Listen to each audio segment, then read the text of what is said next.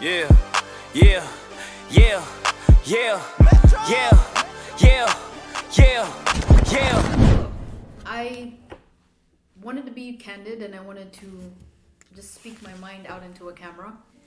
And this time I would love to share why I hate critical race theory.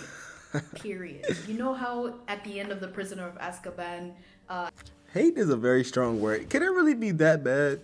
Harry completely believes that his father cast the Patronus charm against the Dementors while Sirius had practically died, and only to find out that after him and Hermione had used a time turner, that in fact it was him that saved him from the Dementors. I kind of feel like I'm coming to a point where I expected some sort of hero to fly out of the sky and explain away critical race theory for the whole world. But as it turns out, I do not have a superhero, and I kind of just have to take the hit and say this myself. This is my own personal opinion that formed out of my own personal vacuum. I have not been paid by any establishments to decree that critical race theory is bad. I am just personally fed up with a hypocritical ideology. I just want to put it plain and straight. That's why I feel so prompted to make this video, because a lot of schools of thought have come and gone, but nothing has had the impact and is trying to make the permanence in society as critical race theory. Now, can someone in the comments like fully define critical race theory for me? Because in my track of education, I haven't even had that many critical race theory classes. I don't know if I've had any critical race theory classes. So before this video gets any deeper, somebody please let me know what exactly she hates. Now, I do want to emphasize the last bit. It is a theory. Not everyone embraces it. Not everyone takes it as fact. But the major megaphones of this movement are forcing people to accept it as fact. Sectors that I really want to speak about right now are the diversity and inclusion industry, where we're having all these specialists come into workplaces and into schools and perpetuating this mentality that really is only just a theory about race, but it comes from a post-modernism background, and then forcing it down people's throats as truth really just kind of gets my blood going. So I wanted to just explain why I personally hate it. I want to exercise my freedom of speech while I still have it, and allow myself to just air out all these things that are just clouding my mind, and I literally kind of can't take it anymore. So the first thing... So this young lady is fed up completely with the critical race, man. Let's get it. Is that I hate critical race theory because I hate racism. I'm not shunning critical race theory because I'm skeptical of the existence of racism, or that I do want to support the KKK. Absolutely not. And one thing critical race theory for sure does is that it brings back racism like a little cycle. It says that in order to remove race, we must elevate and emphasize race even more. I laugh at terms like anti-racism because it really all is just about remagnifying the concept of race. And then I've noticed that in society, for example, an aspect of critical race theory is to emphasize race, at least what I know about it. And for example, when instead of making everyone equal in a college, a university will probably segregate dorms based off of race. And I don't get it, man. I don't get it. You would segregate dorm, you make an all-black dorm at a university. What is the difference between that today and that in the 1950s? If you're making an all-black dorm, you may argue, well, they were making it the right side was making it back then. It was racist back then, but it's the same act. That's still racism if you are forcing or making an all-black it's not institution, but an all-black place of living where white people aren't allowed to live at. So yeah, it does kind of emphasize racism in a way. For shunning people who, not even shunning, but ridiculing. I'm sure you'll ridicule me in just a second when I say this word, but we're ridiculing colorblindness.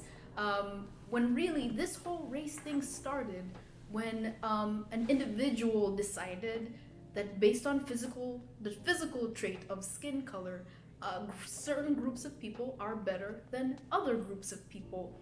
But now we're taking that and we're saying, let's keep those distinctions sacred and uphold them and emphasize them, and in fact give these physical traits irreversible, irremovable qualities that you must adhere to like some sort of religion, and you must dance around all these things if you see someone of a certain skin color.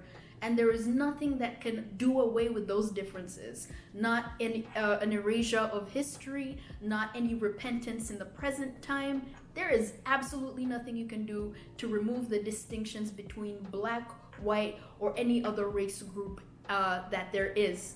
So that's the first reason that I hate critical race theory, is it really is this mental gymnastics that just gets you thinking about race more than ever. And then the other thing that really gets me going is you can't forgive and you can't forget. I totally lost my train of thought. I just get so riled up when I get into talking about this. But I think my main point is that we have these terms and then we shun colorblindness, which should really be equality, talking about. And it's a little ironic, like for example, she's talking about colorblindness. If you are colorblind in the year of 2023, and for example, if you're white and you say I don't see color, you're probably going to be seen as a racist. And not even because you're being racist, is that if you try to treat everyone equally based off of the color of their skin, it's crazy that that's like a conservative take now. Like that should be the goal, in my opinion. And she's saying that critical race theory specifically increases the amount that someone focuses on race. And honestly, that's true, which ironically makes people seem more inferior and less than based off their race. Race becomes more prominent in decision making. So that is more problematic, and I do see why she doesn't support it. About equality regardless of skin color. Some people act in this and then they say the opposite thing, which is that you cannot say that a black person is equal to a white person. You want to bring in all these factors of history. And when are we going to break the cycle where we actually uphold the teachings of Martin Luther King Jr., for example, that we're not judging people based on the color of their skin, but the content of their character? Like, when are we going to get to that point?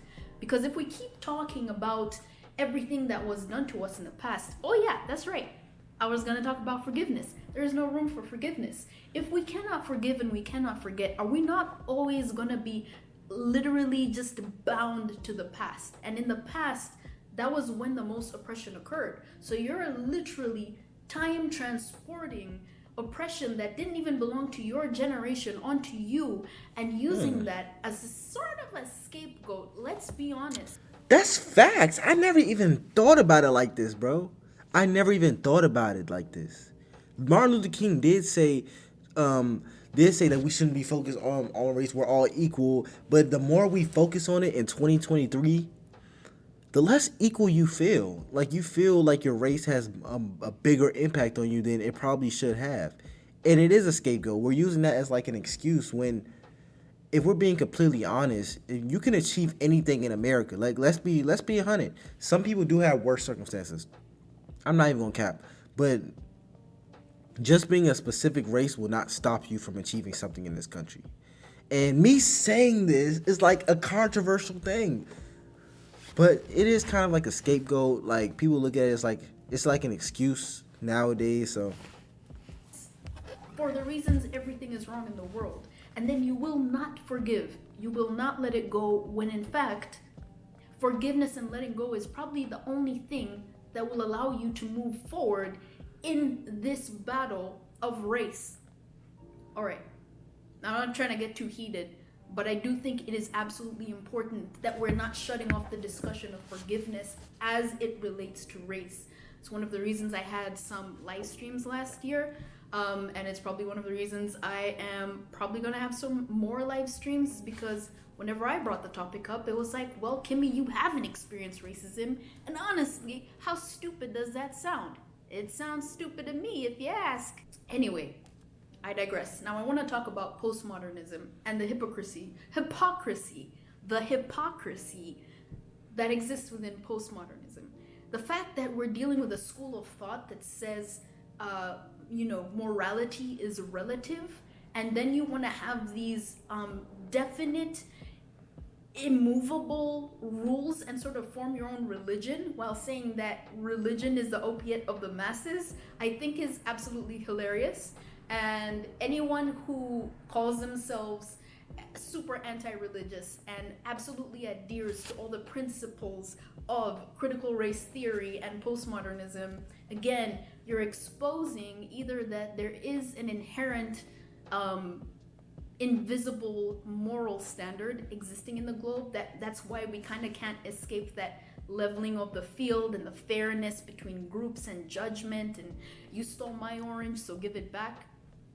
Or you're also just exposing the fact that the postmodernism movement can't be the be-all, end-all of judgment and immovable laws, irreversible laws. Does that make sense? If it doesn't make sense, rewind and watch that again. But the last thing, and this is why I hate critical race theory, is that it is founded on a school of thought that believes you can make up your own rules, you can have your own freedom of action, there is no consequence to sin, and that's something that I've also I've actually talked about this in the past. I said, and you don't have to be religious, but when it comes to critical race theory, when it comes to anti-religion, where is your moral compass? Like, what defines your moral compass? And the only reason I ask that is because if you don't have a definitive source, in my opinion, it has no range. It has no thing that you wouldn't do, and it has nothing that you wouldn't go after. And the problem with that is when it comes to topics like postmodernism, critical race theory, if you don't have that type of compass within you, or you don't have that thing that says this is too far or this isn't far enough, you just keep going forever. Like, it's nothing that's stopping you that's saying, okay, this is not immoral anymore. According to this is not immoral. If you don't have that, I want to know what lets you determine if something is immoral, if something is right, if something is wrong. And the only reason I bring that up is because when you talk about critical race theory, when you talk about wokeism, if you don't have that type of compass with guiding you in a certain way, then you're just going to keep going forever. But if you know that progression isn't a linear slope, like it doesn't always go up, it goes back down. So if you just keep going, this is how we're going to go. Instead of going upwards at a positive slope, we're just going to go up to a positive progression, go back down because you refuse to stop. And this is something I've noticed in society. Instead of continuously going upwards, we go up and then it gets weird and we go back down. So she's kind of touching on this right now regarding critical race theory. Is no consequence to wrong decisions, but also there are absolutely consequences for thinking like not us, for not thinking like us, for not doing what we tell you to do, for not loving everything that we tell you to love and hating everything we tell you to hate.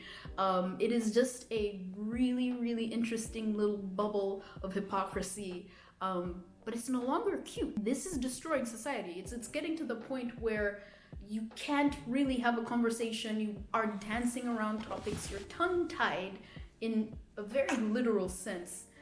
And I'm not saying that we should now just go be offensive, and I'm not advocating for that. My meatloaf is ready. 1 second. But what I am advocating for is realizing that there is not one homogenous, not even sure if I'm using the right word, but there is not one mode of thought for issues in the world, and especially when it comes to race. Black people are not just like all experiencing the exact same thing at the exact same time. We're individuals as well. We have our own views, thoughts, opinions. We have our own backgrounds, histories, advantages and disadvantages. I'm not from America originally, but I've lived in Los Angeles for 8 years. I've lived in South Africa, Uganda, and Tanzania, and Rwanda. So imagine how that impacts my perspective of the world, as opposed to someone who grew up in England and Nigeria. They have a different outlook, and they have had different interactions with different people. So I'll wrap this up real quick because I don't want this to go too long. but allow people to have different schools of thought that differ from the thought of critical race theory. And don't forget, it is still just a theory. It is not absolute truth, and it is not absolute fact. Thank you. That was a very good video, man. Very intelligent young woman. If you have any more suggestions for me, comment them down below, and I'll see y'all in the next one. Peace.